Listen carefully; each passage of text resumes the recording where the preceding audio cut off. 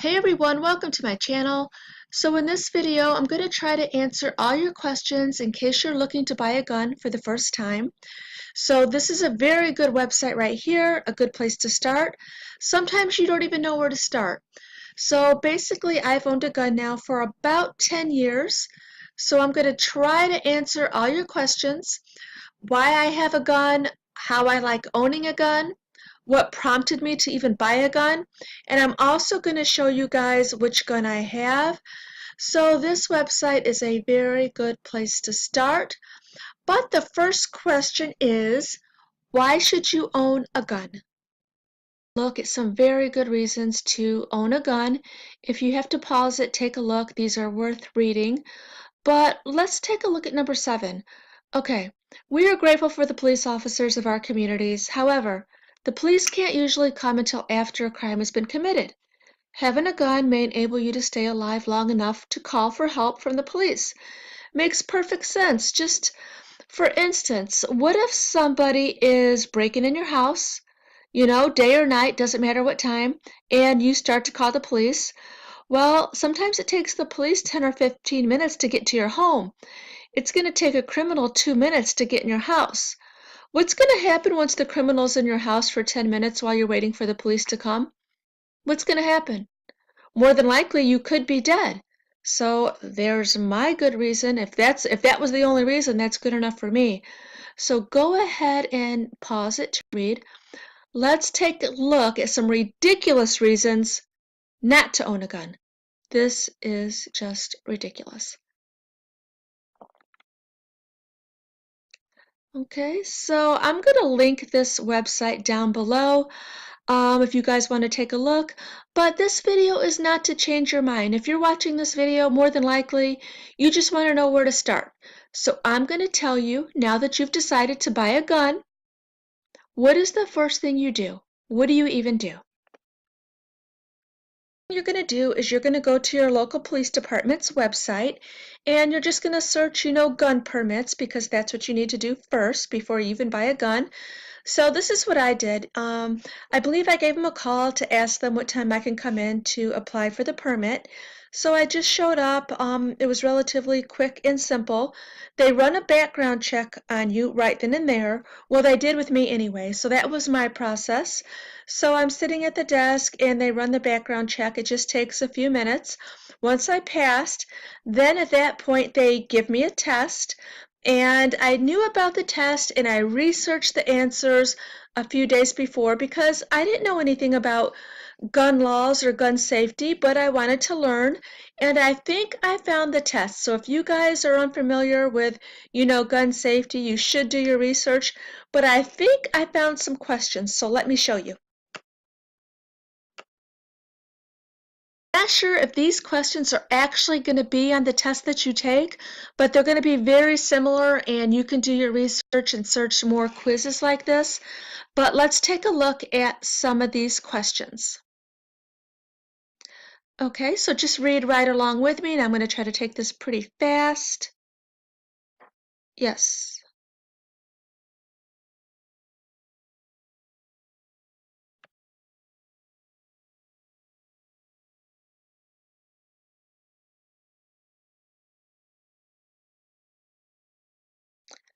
I'm going to say true to this one, although that's not always the case with a lot of people. True.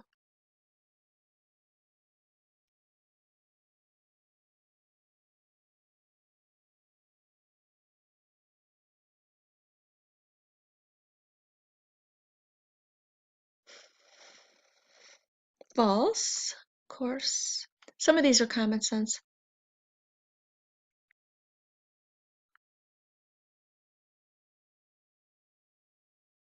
No. The safety is 100% reliable, so if you have the safety on, your gun will not fire. I don't think that's always the case. I'm going to say false. If the ammunition fits in the magazine or in the chamber, it's okay to use even when they are not the right caliber for your firearm. What did I get? Okay, so I got 10 questions correct. On the test, when I took the test years ago, I think I got every single one of them right, every single one. Um, so now you've got your permit, you've passed the background check. Now you're going to find the local gun store that you want to go to in your area. And now I'm going to tell you what to do from there. Oh, this is where I purchased my gun, and this is where I'm going to be taking my CCW classes. So you're just going to have to search your area. And I believe the classes that I'm going to take are 8 hours long. Yep, and it's about $125. So some people call it a CCW, some people call it a CPL. So I'm going to be taking the classes probably within the next month or so. So if you're new to my channel and you're interested in that, I'm going to try to record as much as I can. But these people were really, really helpful. I believe I was there about an hour trying to pick out a gun. I didn't know where to start. They was really, really helpful. They even helped me find, which bullets I should have with the gun. And so just do your research. I knew absolutely nothing about it. And I started from scratch. And now I'm even looking to purchase my second gun. So if you guys are new to my channel, please like this video and subscribe. And I'm also going to show you my gun and why I like it. Okay, before I show you guys my gun, I told you I was going to tell you what prompted me to buy a gun. So I've always been pro-gun. So members of my family had guns and things like that. It was no big deal to me, and I always wanted a gun. I was eventually going to get a gun one of these days. I just didn't want to go through all the hassle that I thought it would take to get a gun. But in my mind, I planned on getting a gun one day. So let me try to set the picture for you guys. It was about 10 years ago, and 3 o'clock in the afternoon, as a matter of fact, this happened. But let me set the story back a little further. So the house that I was living in was up for sale, and I was getting a lot of people knocking at the door, asking about the house, if they can look at it. Basically, I would say, no, you have to call my realtor. So we was getting a lot of knocks at the door. So here's the scene. 10 years ago, 3 o'clock in the afternoon, broad daylight. I live right next door to a school at the time. School was just letting out. People were out and about. So I get a knock at the door. But this is the back door, which sometimes I got knocks at the back door too because I lived on the corner lot. And just the day before, I got a knock at the back door, and it was someone asking to see the house. And I said, no, you have to call the realtor. He was like, I know, but I'm just a neighbor. He was an old guy, too.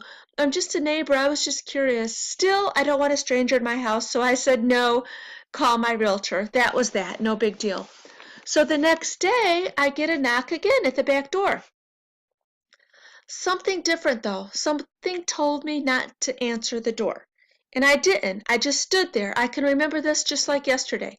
So someone was knocking at my back door. I was standing in my living room just watching TV. I think my son was getting ready for school. He had night classes. He was going to college at the time. So, no big deal. I just didn't want to answer the door. Then the knocks got louder and louder. The knocks on the door turned to banging. Pretty soon, they were kicking in my back door. I couldn't even believe what was going on. So I get on the phone and I call the police. So my back door, the outside back door that they were kicking in, leads to my back porch laundry area. And then there's another door that actually leads to inside my house. So they continued to bust in my door, and they did get in. So they got in. I was on the phone with the police. They knew I was home. I let them know. I was like, I'm on the phone with the police. I was literally screaming at them. The police are on their way. They didn't care. They were still kicking in my back door. So it took the police not even 5 minutes. They were at my house really quick. But in the meantime, they decided once they got in the first door, there was still another door. Maybe they didn't know about the second door. And this is very odd. I don't even know why this is a crazy story. But my dog at the time was in that little laundry room area. So they decided to take my dog. I don't know why. But my son ends up looking out the side window and he saw them taking the dog, and he runs outside to confront them or to see what was going on, and they were already in the car. They were in the car with the door open, and they decide to let the dog go. So they let my dog go. But anyway, somebody, I don't know, they never caught the people. I don't know why they decided to steal a dog. It was not an expensive dog. It was just a little Cocker Spaniel. But somebody busted in my door at 3 o'clock in the afternoon, and I always ask myself, what would have happened if I would have answered the door? What would have happened if I would have answered the door for these people? This was clearly a home invasion. They kicked in the door, busted it down. But once they realized they still had another door to get into and the police were on the way, they decided to leave. So that was my wake-up call to get a gun, because as you can see, I'm looking about home invasions right now. People don't care anymore. It's not just about break-ins when you're not home. They will break in your house when you're there and take what they want and do whatever they want to you. They don't care. So that was my wake-up call. That was when I decided to get a gun the next day. But I believe it was like a weekend. I had to wait till Monday, and that was the longest weekend of my life. But ever since then, I had a gun, and I'm telling you, don't be afraid to use the gun. If you have a gun, don't hesitate to use it, because it's either you or it's them. Now I'm going to show you my gun. Okay, so this is my gun, and I love it, and I know that sounds strange, but I think it's a really good first gun for women. You know, if you're a gun enthusiast, if you know a lot about guns, leave me a comment down below. Do you agree? Is this a good first gun for women? I like it. I'm comfortable with it. I like how it shoots. It doesn't have like a kickback or a strong kickback. It shoots pretty smooth, and I really, really like it. It does have some weight to it. I guess that's a downfall that a lot of people don't like. But it does have some weight to it. I'm going to say it weighs about 5 pounds, 4 pounds, something like that. But I really do like it. And here's the bullets that I got. These are hollow point, and if you don't know what that is, I'm going to leave a description to these bullets at the end of my video. And also, if you want to see a quick review on this gun, just stick around. I found a very useful review on YouTube, and I'm going to insert a short clip right now. Anyway, guys, thanks so much for watching. Bye. Today we are looking at a Hi-Point CF380 compact pistol. Hi-Point Firearms, also known as B. Miller, distributed by MKS Supply, is a firearms manufacturer based in Mansfield, Ohio. However, only the CF380, C9, and the carbines are made in Mansfield. Reaction to Hi-Points has been mixed to almost completely polarized. Praise focuses on low cost and reliability with few moving parts, while others criticize their magazines, design, and weight. Hi-Point semi-automatic pistols are polymer framed and generally regarded as simple, inexpensive handguns, which trade off aesthetics for lower manufacturing costs. Based on a simple blowback design, Hi-Point pistols do not have a breech locking system like most handguns. Instead, they have a large, heavy slide that holds the breech closed through sheer mass.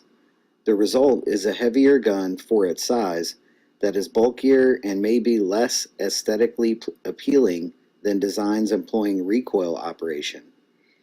Pistols that use blowback action in the calibers that Hi-Point firearms are chambered for are somewhat rare. While making the pistols heavier, this design also makes them mechanically simple and easy to maintain. Hi-Point recommends hosing out the action with a powder solvent like break-free, powder blast, rim oil, or other aerosol solvents every 300 to 400 rounds, running a cleaning brush through the barrel. Most self-loading pistols can be field stripped without the use of any tools. However, Hi-Point pistols require a punch or a small screwdriver to remove a pin in the receiver in order to permit slide removal. Hi-Point products generally retail for 1/2 to 1/4 the cost of or comparably chambered gun from most other manufacturers.